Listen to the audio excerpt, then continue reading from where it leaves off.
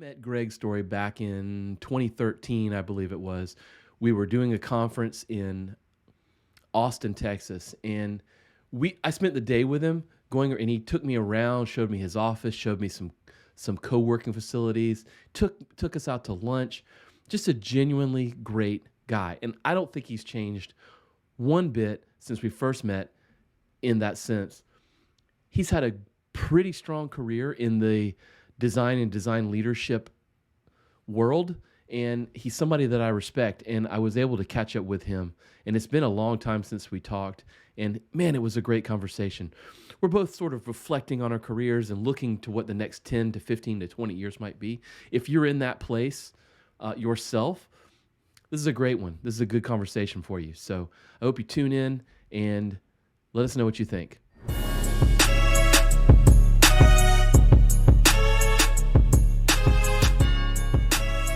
Welcome to the Warrior Mindset Podcast. We're your guide as you make your way through life, getting better 1% every day.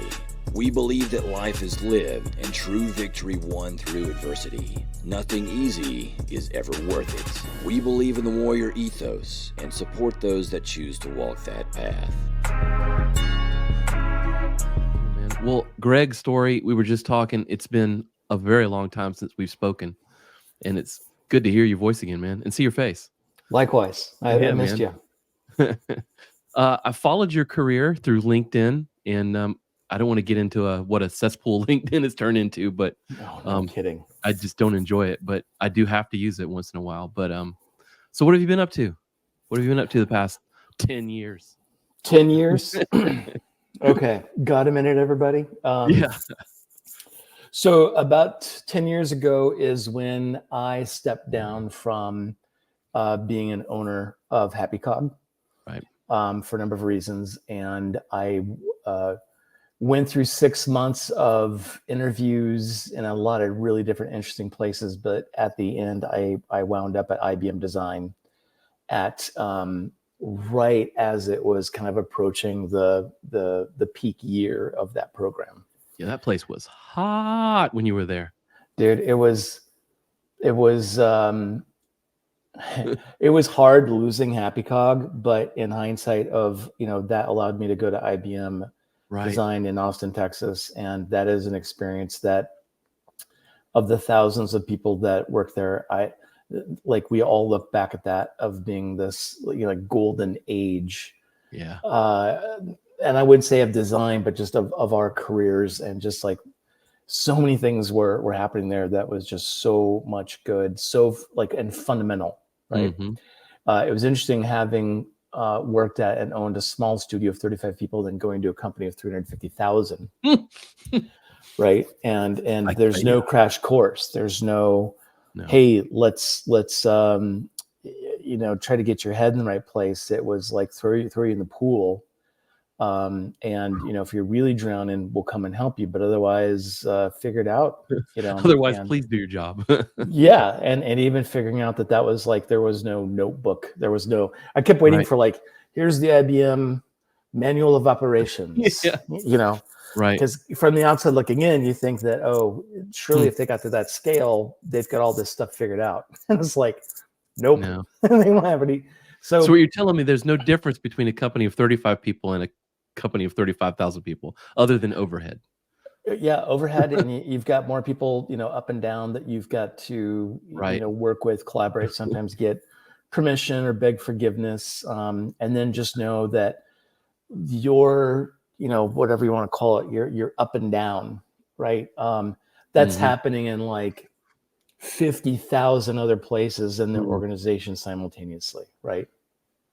It's kind of like when the Matrix, when they go to get weapons.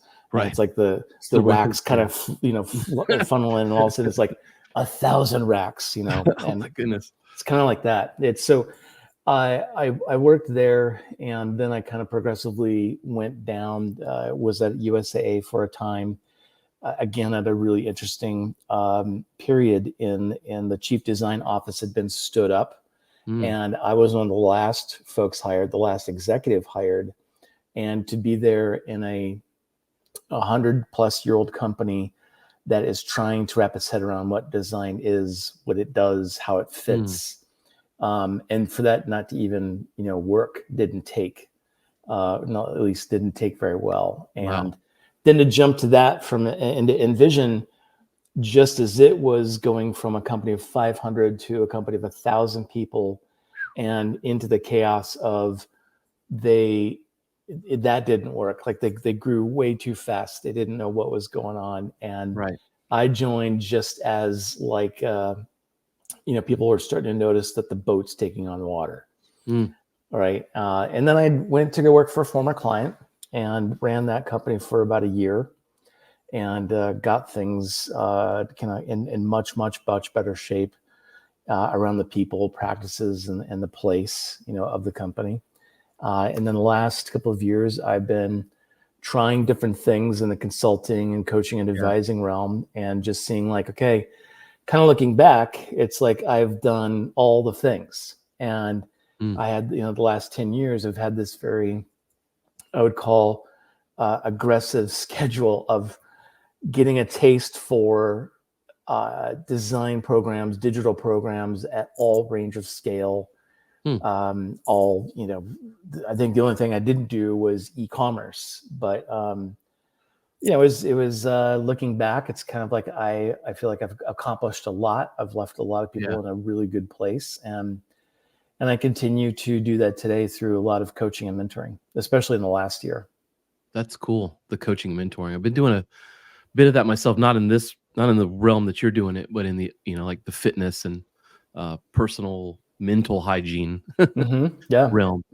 So tell me, man, we were just talking about hitting my birthday milestone. I'm about to be 50.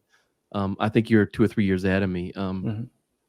What about that point in time makes us sort of take stock of what we've been doing? Because I'll tell you, I really haven't looked back a whole lot until recently, until the past year or two. I've really been looking back at man, look at all the stuff that I've been a part of, what is that? Is it just midlife, or I think it's midlife. I think you look at it, for me anyway, I look at it and think, okay, I need to be much more purposeful as much as I can. I don't want to turn into that guy, but you look at it and say, I look at myself and I start looking at the careers of people like Julia Childs, people like Milton Glaser, and these people that worked, until they passed away or close, and I look at I feel like life, for me anyway, kind of happens in 4 or 5 year chunks.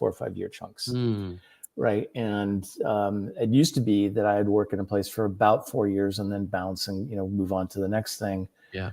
In the last couple of years, that's been anywhere between 1 to 2 years. It's more, I feel the opportunities are kind of, are there, and it's been easier to go try different things. But where I'm driving at is, once you get to say 50, then you look at this and say, okay, I've got 5 more times. So if you ever played Mario Kart, right, and you play a tournament or a championship, there's 4 races, right? Yep. And so my godson loves Mario Kart, and he will ask, can I play Mario Kart? And he's come down to say, can I play 4 games of 4? Which means he wants to do 4 champions.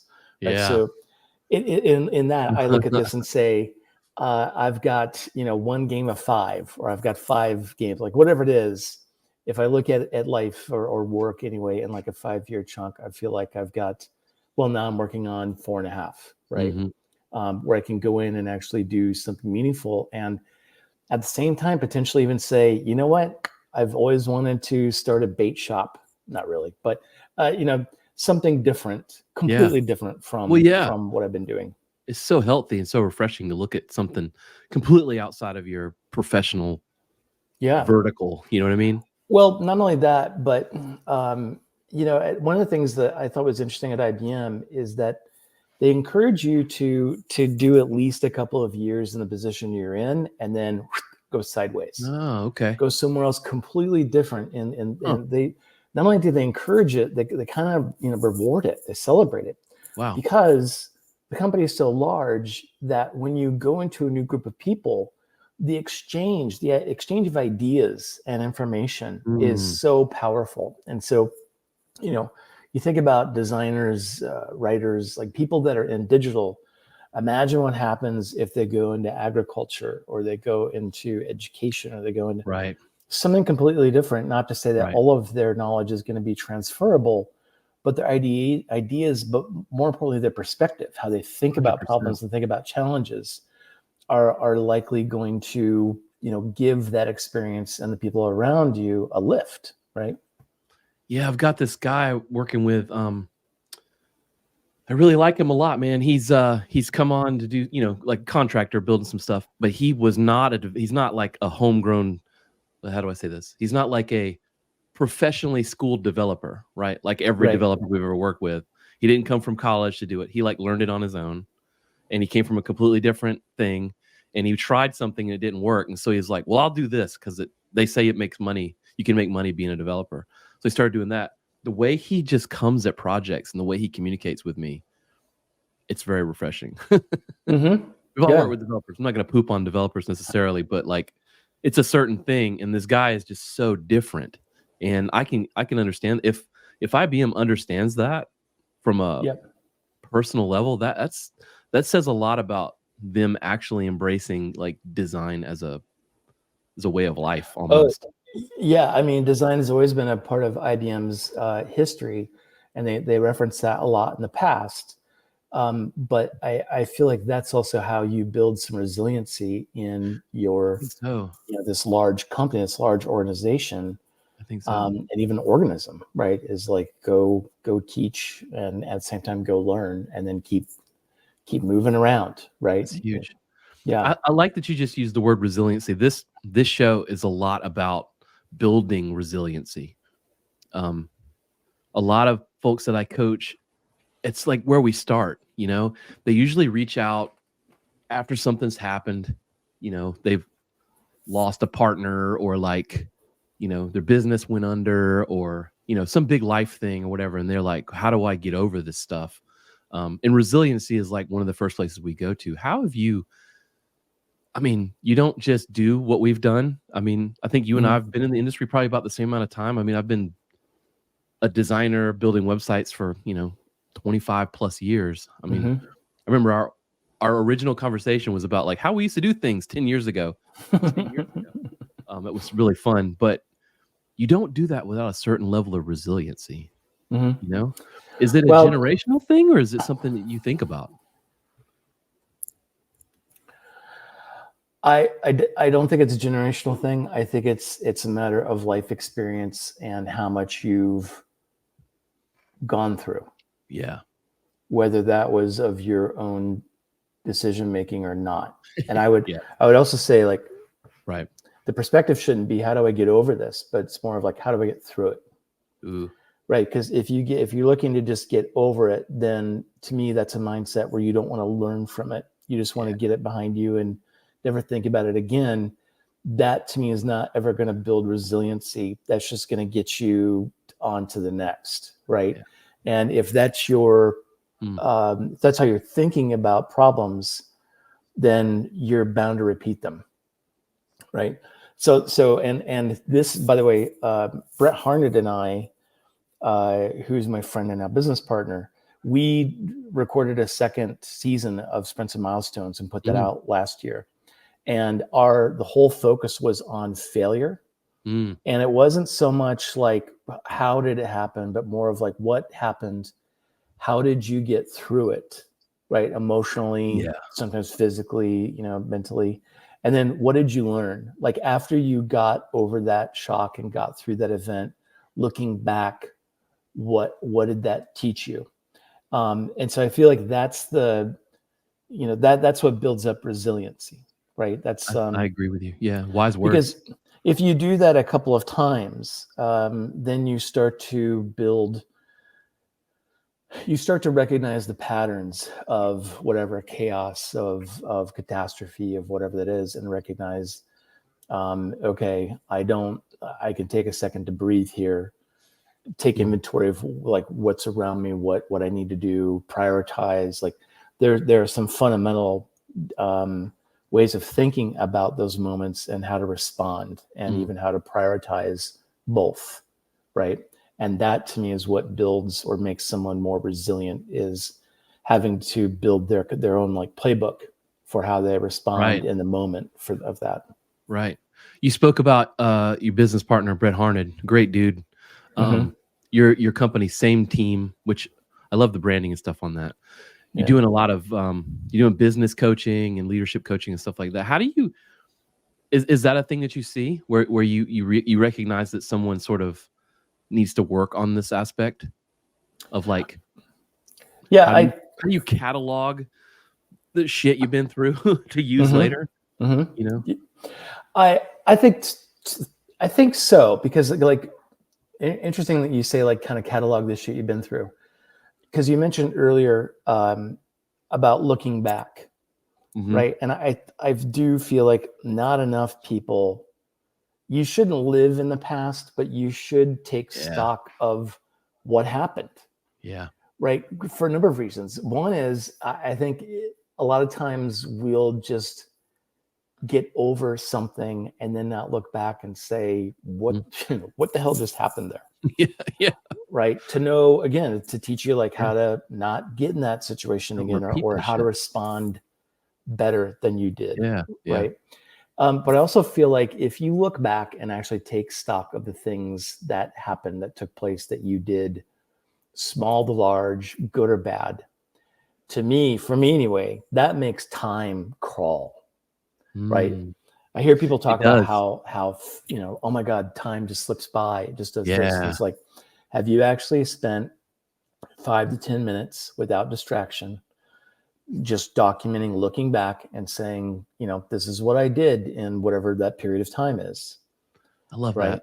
And it's like right now my wife and I are in Southern California for a couple months in the winter to avoid the dark of the north. And we've been going to places 6 weeks at a time, and we're about to wrap up here in Palm Springs. And you kind of look back and say like, wow, where'd the time go? And then it's like, nope, you can't say that, because if you think about all the things that we've done, we did just to sit on the couch. We've been to Joshua Tree a couple times. We've been stargazing. Incredible. We've done all this stuff. It's like, I'm kind of tired. I'm ready to move on. Right. Yeah. But I feel like, going back to what you're talking about, coaching and especially business owners, if you're not doing this and you're listening, you really should take stock of all the stuff that you've done, all the things that you've been through, conquered, survived. Yeah. Right. Because I think it just helps build your character. How do you build character if you don't do that? I don't know how you don't. It seems like people get really caught up in the logistics of those sayings. Like you said, don't live in the past. It's like they people I've found take it very literally, and it's like, well, that's not 100% what that means. It means don't dwell on it, but learn from it and enjoy it, and write that shit down. Like you're saying, it seems like in our youth we spend so much time just trying to get from point A to point B as fast as possible, and then maybe that's where we are in our lives. Now we're trying to slow that process down. Well, slower every day. For me, it's not slow it down. Although I mean, you want to enjoy life, but I think it's more of like, all right, I've done this, and now for me, I'm able to be a little bit more selective on what to do next. Yeah, I'm very appreciative and privileged to be able to do that. But I mean, that's where I think a lot of people get to, is like, okay, now what? Right. And for some, just doing what you're doing, that's cool. I honestly don't want to start a bait shop. I really do like design. I do kind of excited about that. I do like doing things on the web, but you just kind of, you want to be open to some different ideas and different opportunities. I've been thinking about that a lot lately too. I mean, I don't know how much straight up client project management, client builds and things that you're involved in with your own hands still. and I don't want to make assumptions, but like I still do a bit of that as well as managing teams. And I've just been thinking about like you mentioned, I don't want to misquote. Who was the designer you mentioned? Was it Milton? Milton Glaser? Yep. All these. I'm looking at the IBM logo, and I can't remember his name. The designer of that thing. Anyway. Paul Rand. Yeah. Paul Rand. Mm-hmm. Like these people that did what they do up until like their 80s. Yeah. And I think we're kind of lucky in what we do, where we potentially can do that work.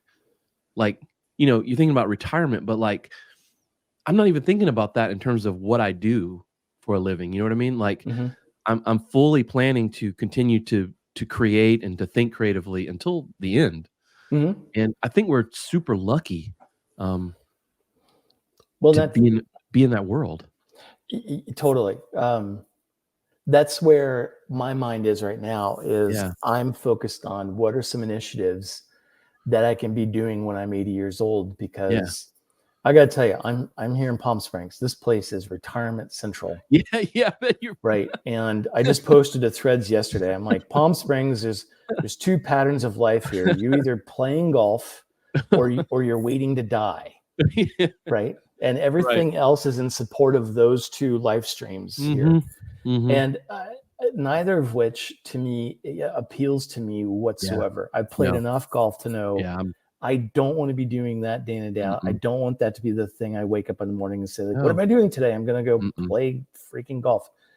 I look at what people like Milton and again, like Julia Child, and it's like, I may not practice design the way that I did when I was 25, 30, but I want to be in this world. And I do want to have my hands, in it. Like I'm amazed how many design leaders there are out there that do not know how to use Figma. It scares them. I've talked to some, I've coached some of them, and in this downturn where they look at this and say, I might have to just go back to being a designer. And that terrifies them, because they've got a good 2, 3, maybe 5, 6 year gap of actually having done the work. Yeah. And there's this fear of like, oh my God, it's a whole different world. And it's like, well, it is and it isn't. And like best practices and the way we do things, those will always continue to evolve. Right. But I always want to have at least a toe in the, the do pool. Yeah. I don't ever want to be divorced from it. Wow. I don't even know how to parse that, but I have a lot of thoughts at one time. One is that you're one of people that I know that have been a design leader, a design thinker for a long time, in terms of, yours was one of the early blogs that I read. I don't know. We could talk about your history into the digital realm, but I started as a print designer, doing t-shirts, doing old school, like, and came up that way. And then it was, I don't know, 96, 97, somewhere in there, 95. I don't even remember. The place I was working at was like, do you know anything about websites? Can you build our website? And I just did that. And then it was like, at that point in time, once you built a website, everybody in town was like, oh, you can build websites? Come work for us, Yeah. So, like I said, yours is one of the, I think you were ahead of the game as far as I was concerned, myself doing that, but yours is one of the first blogs I read. But your mindset is around that continual learning, that continual improvement, right? Well, it's like it's what you're made of. It's your DNA. I think it is. And one is just naturally being, learning to just sit there and observe until you've got something worthwhile to say. Right. And being curious, right? Of just like, how does this work? Thankfully my wife puts up with me, but I'll buy stuff just so I can play with it for a couple of minutes and just see like, how did it work? Right. And then put it on Craigslist. But I'm always more curious about what's been built and how it works and how it operates.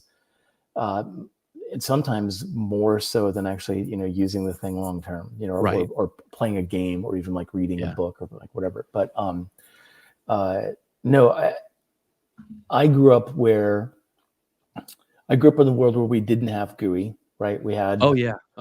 right. And so like, I remember using the first Macintosh 128K Yeah. Macintosh. We had to Little like green screen, baby. Yeah. swap discs, for 20 Yeah. minutes just to get Mac Paint to load. And then Yeah. Yeah. you draw something and it's like, now what? Because Yeah. You couldn't even save it. they didn't have printers back then. Yeah. It's like, hey, family, come in and look at this. Like Yeah. whatever.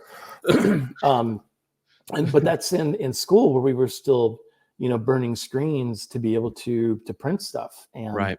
I've designed my fair share of T-shirts and cut my own Ruby lith.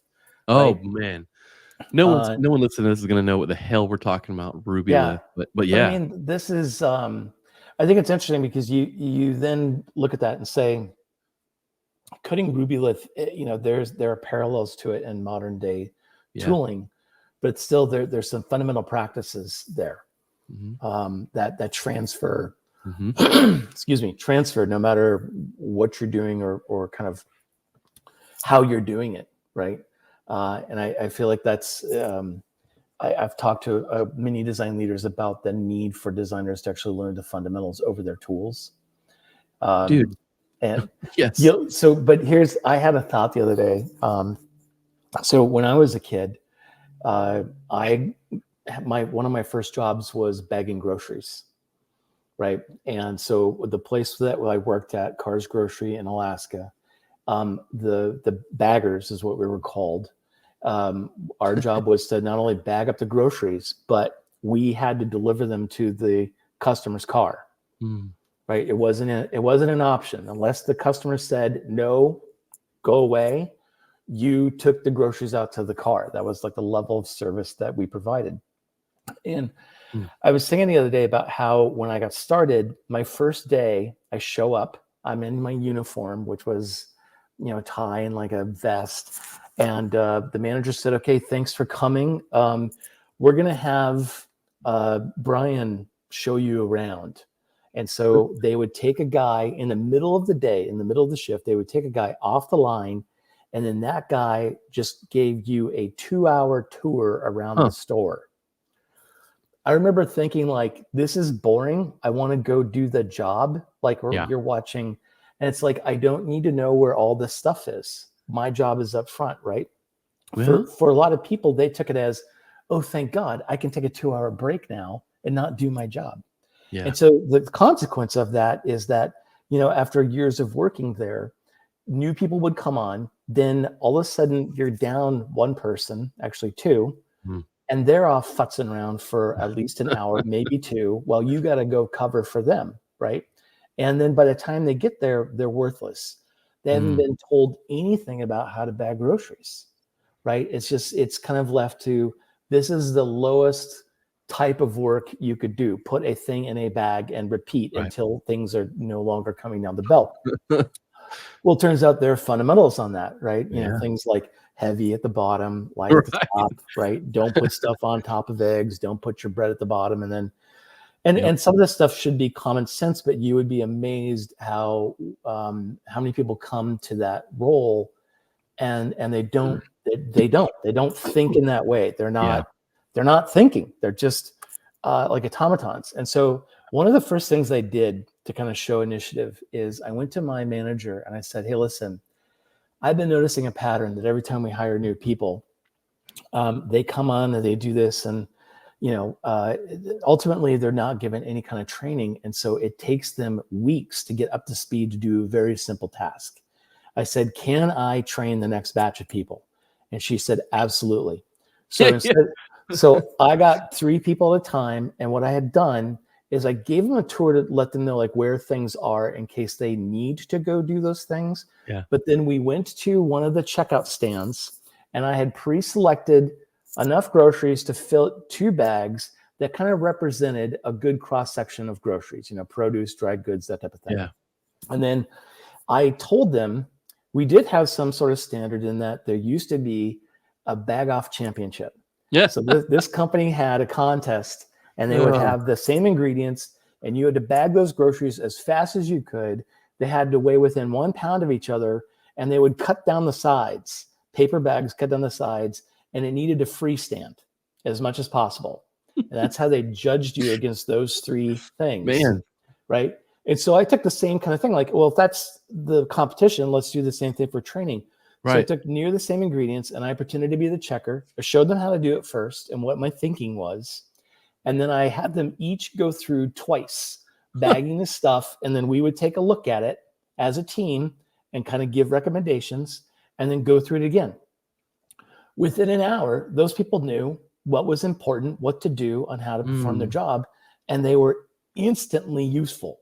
Not the best, but they at least were, we didn't have to wait weeks for them to get in line. You're not smashing somebody's bread. Yeah. Thankfully, I had management that took notice, and within a couple months, I got a promotion. And you'll laugh at this: I got a $1.50 raise. Yeah, which at the time was huge. Yeah. Like my friends at McDonald's were getting like 5 and 10 cent raises, right? And I got $1.50. That's a huge raise. Yeah, but that's I was thinking about this the other day about writing like two articles, 2 pieces here. One of like taking initiative. If you see something that's not working, you've got better ideas.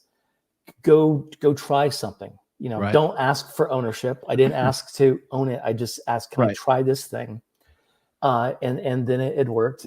And the other thing though too is the need to have some fundamentals of what you can learn from tasks that you wouldn't associate with digital that are still can be transposed into being fundamentals of your vocation. 100%.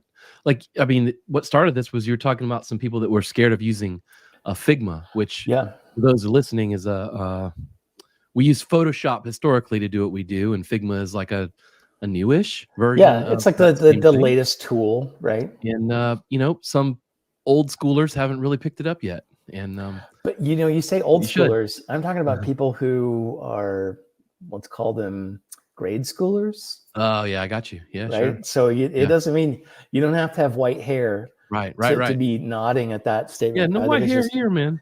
I think it's I just, again, how many design leaders think, oh, I'm a director now, or I'm whatever, and so I don't touch tools. Yeah. And for sure. To me, that's led to the problem that we had of like so many people getting laid off. And then a lot of the new jobs that are being posted, especially for leadership roles, are making a point of you will be doing some work as well, right? This is, you're not middle management exclusively. You have to actually deliver some work as well. Yeah. Well, it's the age old thing of like, you're the person in a team and you're really good at what your team does. And so they take you out of doing the thing you're really good at. Right. And get you to do something you're maybe not good at that's brand new. It just doesn't make sense. Or more importantly, they take you out. And again, they don't give you training.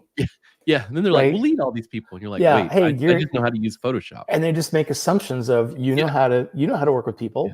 Yeah. Right. You know how to empathize, you know how to set goals, you know how to manage, how to listen to their problems and that have nothing to do with work, and get them the support they need so they can do their work. Like it's classic. And that's why I look at the training thing that I talked about with the groceries, and it's like that happens over and over and over and over and over again. I don't know why as humans we continue to make that mistake.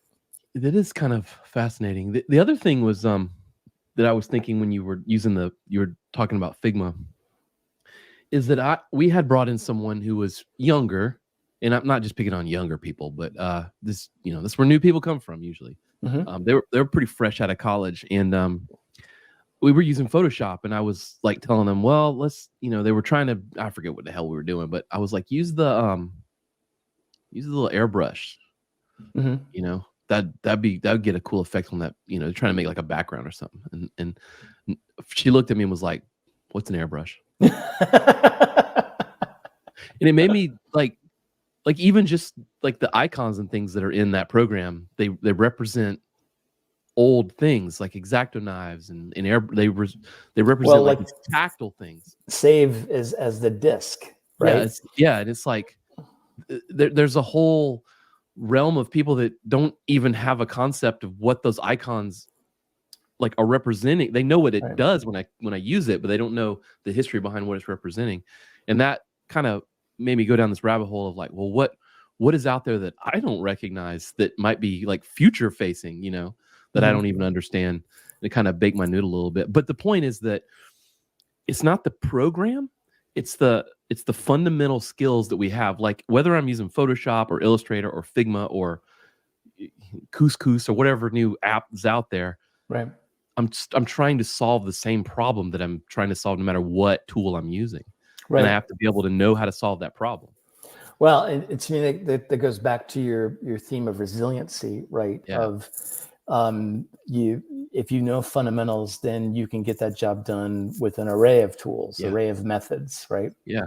I have to imagine that transcends into some of your karate jiu-jitsu stuff of 100%. A dive roll, is a dive roll. Yep. One you may turn left or turn right, but at the same time, it's like run, jump, duck, Yep. That's the same no matter what are we trying to do here? Yeah. Doesn't matter what I call it or what, suit I wear while we do it. Right. It's all the same. It is all the same. Yep. Man. So how do you go from, I do want to specifically, and what got me like thinking about even reaching out to you on LinkedIn is you posted about an article, and I know this might be shifting gears a little bit, but what was the name of it? Pull it up. I think it was Established 2012 or something like that. Yeah, that was the name of it, Established 2012. But you're telling the story in you go into as much detail as you want or don't, whatever. But like of coming into Happy Cog, merging your companies, because you were essentially merging what you were doing with what they were doing. Yeah. So I had my own studio, the Airbag Industries. Jeffrey Zeldman told me use Airbag as your company name because that's how everybody knows you. So I did. It's a great name, by the way. And thank you. And I, at the same time, I was still helping Happy Cog out from time to time because Jeffrey's a friend of mine. Yeah. But there came a time many years later where Airbag had grown to a healthy size of about 10 employees. And we found ourselves competing with Happy Cog. We would show up to pitches and they'd be coming out the door and we would be in the lobby and vice versa. And after a while, I was like, this sucks having to, because we were friends and, to some part it felt like family almost. And so it's like, this is lame. We should just work under a name, and Happy Cog's the bigger name. So let's just, and so we worked it out, where I kind of merged Airbag into Happy Cog and became a partner. And at the same time, Airbag was hybrid model before that was even a word, a thing. And Happy Cog was primarily Philadelphia. And there were two very different like cultures. Remote, like your people were not in the same space. Yeah, I had people even starting, like my first two employees back in 2005, 2006 were on the East Coast, and I was in Orange County, California. Right. So anyway, we just had very different cultures, and we'd operated as two separate companies. So like in full transparency, there was no, I didn't get paid for Airbag. Nobody paid me to acquire Airbag. Right. I just started working as, Happy Cog DBA Airbag Industries LLC. Right. So we were flying the same flag, but we were very much two separate operations. And then there came a point where that was kind of getting in the way as well, because the way we handled it was the sales pipeline would opportunities would kind of get funneled to the shop that needed it the most, the next, right? So we ran that way, and that worked until it just didn't make sense anymore, and we wanted to just become one company. So we did. Greg Hoy and I folded our operations together into like a single unified Happy Cog, but we were still running things different, and we still had two studios that had two very distinct different cultures. And it just that kind of started to build until there was just animosity from one group to the next on who's getting what gigs. Yeah, you're still competing. Their fridge has more stuff in it than ours does. Well, yeah, I get you. It was really starting to get into like the tit for tat kind of shit. But where it really got to a point was when we had leadership, and it was starting to that kind of tit for tat was encroaching on in our leadership conversations. Yeah. At that point, I honestly thought that we were maybe a couple months away from just saying, this was a great experiment. We tried it, but it's not working, right? And then Brett Harned came over to Austin. He was in Philadelphia.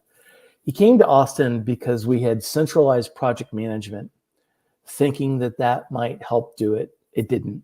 It helped us centralize a practice, but it didn't really patch any of the problems. Yeah. But Brett was coming over to see what could be done and just kind of get a firsthand perspective of what's going on in Austin. What are people thinking, saying, feeling, to, if anything, just to help inform his own thinking about how to solve the problem. And so he and I had a conversation, and then it was happy hour. So as you do in Austin, as I'm sure you do in South Carolina, you go get a beer. Yeah. And I think it was like 2 beers in when I was thinking, hey, what would happen if all of a sudden, instead of it being the Philadelphia team and the Austin team, what would happen if all of a sudden the project teams were virtualized?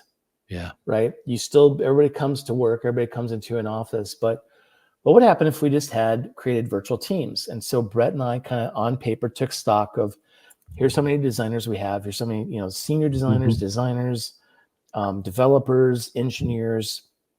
And then we worked out like team size, and come to find out we could create like 4 virtual teams and then have engineers and project management kind of float in between teams as needed.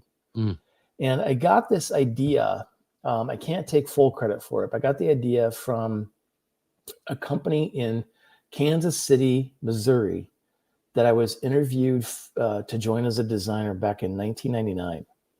And they had run their studio before there was ever like the pods model or spoken wheel or whatnot. These guys, they had teams of like a writer, a designer, and a developer, three-person teams. And there were like 6 of them, and they each had their own name, and they would do the bulk of the work. And then there was a pod of engineers that would go in and do the big work in the behind scenes, right? And then there was account managers, project managers, all that kind of stuff. Anyway, we looked at doing something like similar with the people that we had. And on paper, it totally made sense. I didn't know what the outcome was going to be, but I figured if we start merging these people and mixing them together, then they're not going to be from Austin or from Philadelphia. Yeah. They're going to be from one team or the other, right? They're going to change their perspective. Yeah. And so I got our leadership team to buy in, and we launched this program, and we gave everybody kind of a, go create your own Slack channel with only your team can be in that Slack channel. And within a week, all of the tension was gone immediately, just evaporated. The teams completely adopted virtualization. They completely embraced Slack. They formed their own mini cultures. They had their own team names. And as I wrote in the article, some of them even made their own t-shirts, and they would show up at the company offsites wearing their team t-shirts. Right. And it changed the company like pretty much overnight. And it made it so that we could now scale to whatever we wanted to, because we had solved the problem between offices. That's brilliant. It's the cars bagging training all over again. Yeah. Yeah. It's like, it's just thinking about it, it's challenging ourselves to think about the problem differently. And in this case, the problem wasn't that one team had more than the other, because that was the perception. The problem is that we thought about ourselves as one location over the other, right? And so if you get rid of the locations, which is what that was the solution, problem solved.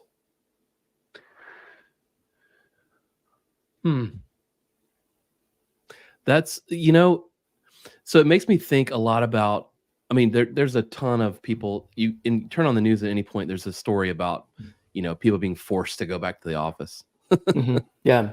I mean, it just seems like it's an Instagram meme at this point.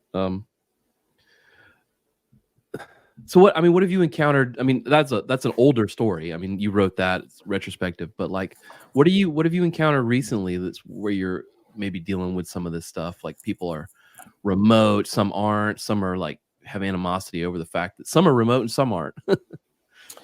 I was thinking about this. It's a good question. I was thinking about this the other day because I don't think it's an old story. I think we're still very much in the thick of it because, I think so. If you take a look at the CEO from Interbrand, made that stupid hokey video about, everyone's coming back in the workplace. This isn't a negotiation. It's going to happen. You're going to like it or you're not. Yeah. But the what to me was, if you look at that video, if you haven't seen the video, you got to watch it because they got some of the leadership to pitch like why this is important, right? And every one of those leaders looks like they've been, they were kept awake for 48 hours, not fed anything. They promised like food and a cigarette or something if they'll just read this line. It really does look like to me, like looks like prisoner of war kind of stuff. It's so bad. Yeah. But I was thinking about, one of the points that they tried to mention is that we're better together, and when we're together, we innovate better. And it's like, unless there are some cases, I'm sure, like you get into manufacturing and sure, you're having to actually, tactile stuff. But when you're remote, I'll challenge anybody. I'll go toe to toe that working in the same room creates better innovation. That's bogus. Yeah. Being supported, given the right amount of training, support, autonomy, focus, goals, like these are the things, tools that makes it so that you're innovative, right? Giving people the idea and the space and the prompts, the permission to go be innovative and to listen to them. That's how you get innovation. Has nothing to do with how many inches are you from somebody. Zero. Yeah. But to me, the more important thing is if I'm a board member of these companies that are forcing people to return back to work because I don't know any different, right? That's what's happening is these leaders are looking at this as a challenge to their authority.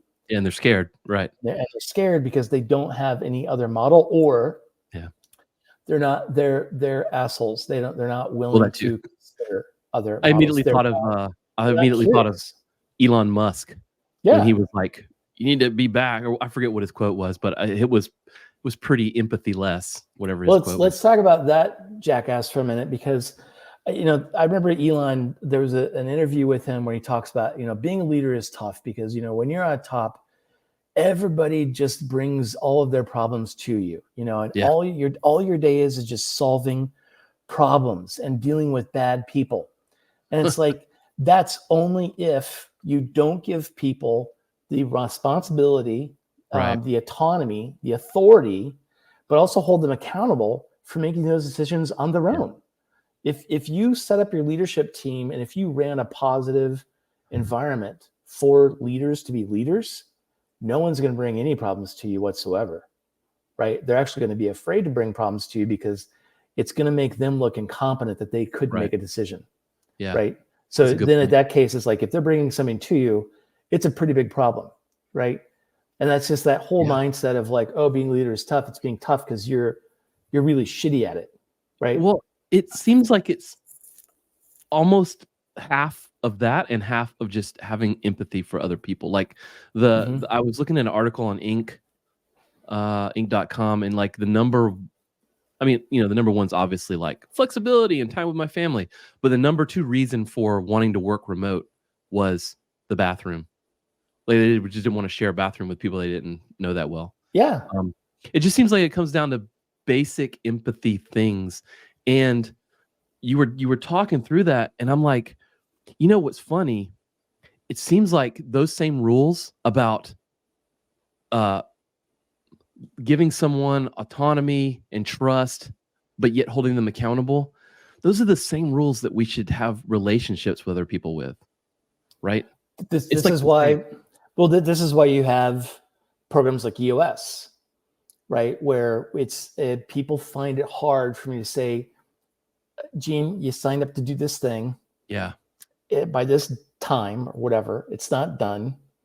Like, what's going on, right? And if it's, let's say it's on you, I got to hold you accountable, and I don't know what the consequences are in this situation. But I mean, there's so many people that is hard to do, right? In interacting with, like, I have learned over the last couple of years how prevalent anxiety is in our society. I spend a ton of time talking to people about their anxiety. Oh my gosh. I've known people to be anxious when I didn't feel like I was being anxious, or I didn't suffer from that.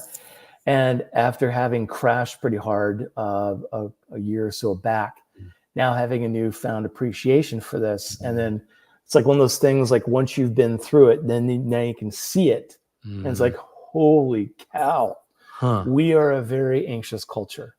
And we really are. I think this is also why the dispensaries are jam-packed.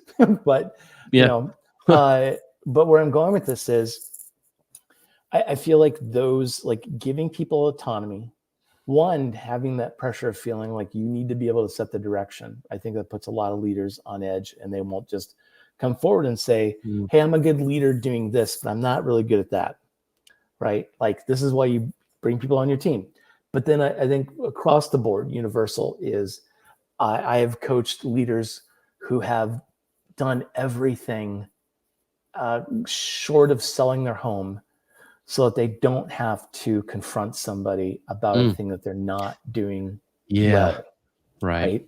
Like, it is insane to me how much people will create more work and create more stress, create more anxiety, create more stuff, so they don't have to hold somebody accountable. And it's crazy. So, but I want to go back to the Interbrand guy. Yeah. Because, you talk about and I think this is universal too, is all the leaders who are thinking that the way to solve their problems, or the way to innovate, the way that we have to move forward, is that everybody has to be in a desk. Right? Because let's be honest, we're not talking about a change up in the at work space. We're not talking about, hey, everybody's going to be working in a different way now, so that we're always collaborating and we're always bringing our best selves. No, it's come and sit at a different place. Yeah. That's all we mean. And then we have meetings. We're still going to have technical issues and all that other kind of bullshit. You're still going to talk to each other through Slack. Yeah. But here's the thing is, to me, the leaders who are leading like the idiot at Interbrand, when it comes to what do we do with AI, they're not gonna know. They don't know. They have zero idea on how to take AI and integrate that into what it is that they do to have meaningful results. So to me, if I'm on the board of directors of any publicly traded company, and if I'm looking at my leader, my CEO, and that guy's big move, or that woman, that person's big move is getting everybody in butts in seats. Yeah, it's not. You guarantee they're not going to have a game plan. They're not going to have any ideas for what to do with AI. Yeah, none. That's the litmus test, and you heard it here first. He's calling it. I guarantee it. That's they're out of ideas. Right? I think you're right, because you see, speaking of AI, you see it just like bolted on to things now. It's just like, and there it is. You get AI now, and it's like, which is like, no, that's what is this? What is it doing? And so that's just it. You're going to get the leaders who see return to work as being essential. They're the type that look for bolt-on solutions to real problems. Yeah, and it's only going to be, the consequences of that are only going to be accelerated through adoption of AI. Yeah, right. I have an interesting. I have a hard time getting people to talk to me about this. It's okay if you don't want to, because you may know these people or not. But do you remember? I think they're called Basecamp now, but they were 37 Signals. Do you remember? It's like it was like right over 2019 or something like that. 2020, I believe it was when Trump was first elected. They had this big blow up where people were talking about politics and stuff in their company, essentially their company Slack. I know they don't use Slack, and then they were like, no more talk about this. We're not going to talk about politics. We're not going to talk about religion or whatever. and like half the company left. Well, but- I feel like they forced them to. Okay. They You have an basically, opinion. Cool. yeah, they, from my recollection, they said, this is no longer welcome in this workplace. We're only going to focus on work. Basically, we're going to ignore the wider world and how that's making everybody feel while the world's on fire. And we're going to ignore the fact that might be having a negative impact on how people show up to work. Yeah. So just suck it up, sit in the seat, make base camp. Yeah. Right. Make more base camps, and then go home and scream into your pillow. Yeah. Right. So mature. And then they said, if you don't want that world, go somewhere else. You don't think, then here's the severance package. See you later. Yeah. That's what they did. That's what they did. And then they continued. You know, the thing that really irritates me, like really pisses me off. And one is like, so I think it was like a month or so ago, like right before Thanksgiving-ish, when it came out that one of the co-founders of 37 Signals had written a string of blog posts kind of elated at all of the, quote, woke people in technology being let go of their jobs. Oh, really? I didn't catch that. Yeah. And that exposes some stuff. I think it was University of North Carolina. A director there wrote a blog post about how they didn't like, they reviewed these articles and they looked at it as running counter to the values of their program. And so they've been using Basecamp since day one and they shut it down. You're right. What was that? Duke? Maybe it was Duke. Yeah. It was in North Carolina. Something like that. You're right. Yeah, I did see that I didn't read it, but it was like, whatever's not using the program anymore. Yeah. But going back to your original prompt is, I then saw a pattern of tech bro co-founders. Yeah. Right. Kind of finally showing their true colors. Yep. They're out there, folks. Yep. And unfortunately, and which is such a shame because they were always kind of like, let's just do no nonsense businessing, and keep it to the fundamentals. And then to just show again, like once again, like I think it was whatever his name is, DHH. He stayed in bed for days. Yeah. Like when this happened, didn't do anything. He didn't get out of bed. Yeah. It's like you're the co-founder. You're supposed to be the leader of this company. Yeah, I know. And not only do you not choose to show up and engage with the people that you're throwing under the bus, but now you're hiding. Yeah. You're hiding within your own home. Yep. That just shows me that you're not a leader. You're just you got lucky. You were first at bat at something, but you don't know shit about what it means to be a leader. I agree with you. And I bring it up, and I brought it up before as a fan. Like I could show you the sign up date in my Basecamp that I still have, which just because I have 5,000 projects in there and I'm too lazy to, like, my laziness overwrites my indignation of them now. But I was like one of the first 100 customers of the Basecamp product. It's in the thing.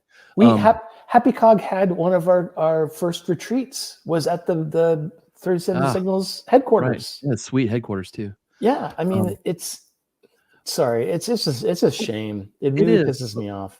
What makes me think of that though is it's like, okay, so I remember at the time they were largely remote, right? They had some people in their office, but they were largely remote. And I even remember thinking like, why the hell do you have such a nice office? You have like 2 people that work there. Because Jeff Bezos just gave you $4 million. Yeah, that's why. Yeah. But even though people don't take money, right? And this is when I think back to like wait a second. These jerks have been telling people to bootstrap their lives, don't take money. They took $4 million from Jeff Bezos. Yep.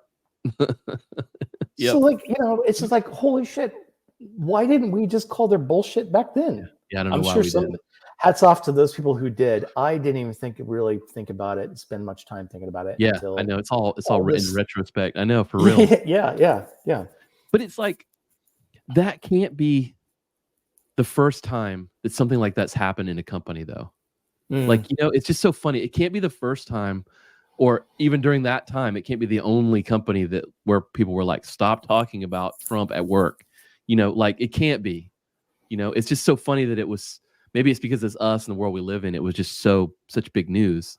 Well, I think it's in this case it's Trump. In other cases, it's been other things. You know, Yeah. When I ran LexBlog, the owner of the company, who was like I think he's like 15 years older or so, we would have all hand meetings every Monday morning, and I would give him like the last say.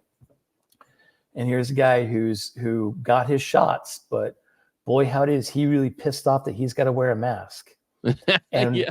we were all remote, right? Like we're all remote. Like doesn't matter. Nobody asked him. Like he didn't have to go into an office and wear a mask. But he was so pissed off that he had to wear a mask to like when he went to go get a beer. And we found out that there was one employee who didn't get vaccinated. Yeah. And I wouldn't tell him who.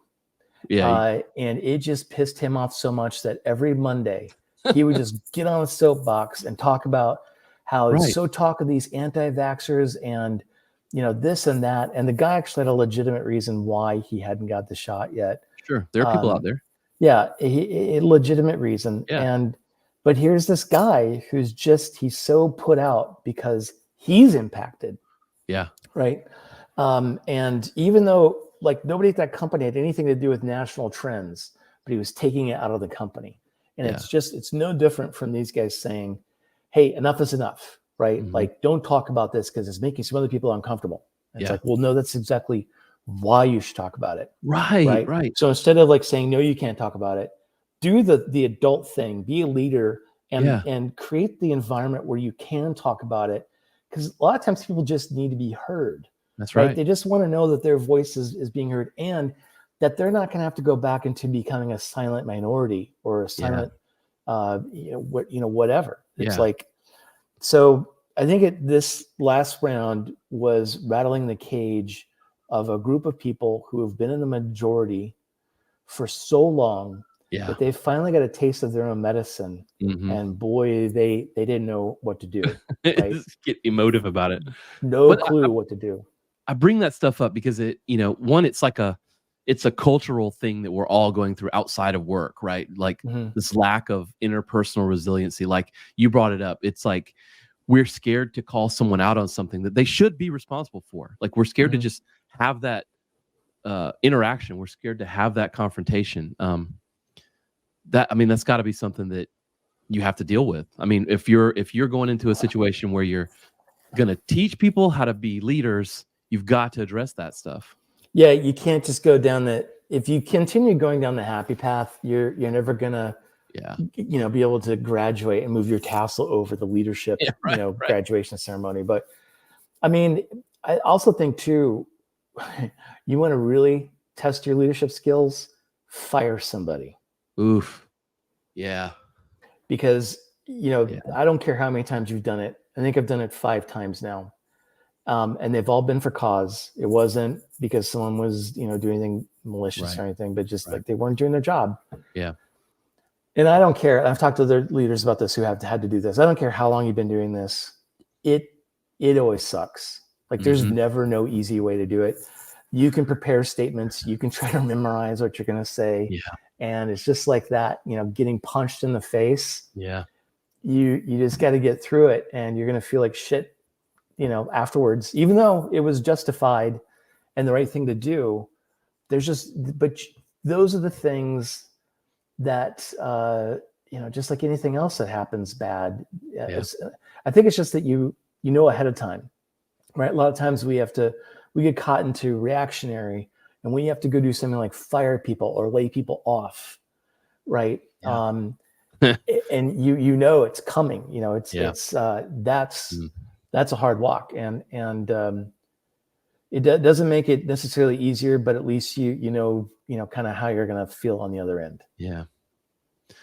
Well, Greg, man, I don't think we've solved a single world problem, but it sure was fun talking to him with you. It's good talking with you too. It's good to see you. Yeah, man, for sure. We'll do it again.